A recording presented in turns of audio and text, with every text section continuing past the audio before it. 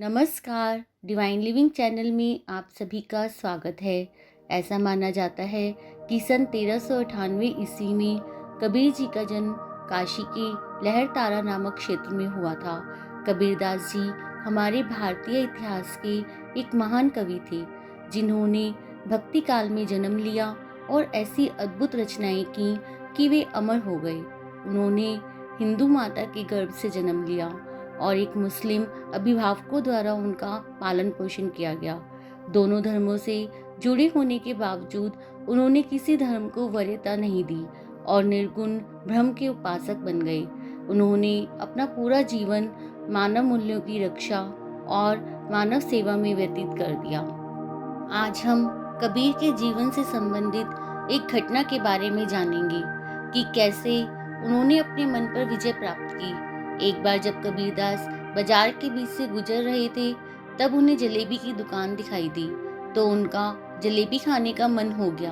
कबीर जी कुछ देर तक तो उस दुकान के सामने खड़े रहे, फिर उन्होंने जलेबी की दुकान से जलेबी खरीदी और आगे चल दिए।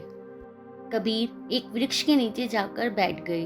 उन्होंने उन जलेबी को नहीं खाया और अपने मन से कहने लगे कि हे मन, यह तो तेरा काम है जलेबी खाना, तेरी ही इच्छा थी जलेबी खाने की, इसलिए मैंने तेरे लिए जलेबी खरीदी है।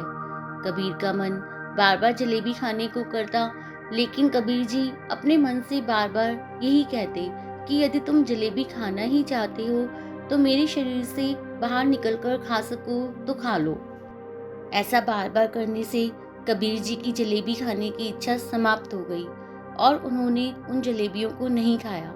जलेबियां उनके सामने ऐसी ही पड़ी रहीं और कबीर जी मन से लड़ाई करने लग गए। कुछ देर बाद एक कुत्ता आया और उन सारी जलेबियों को खाकर चला गया।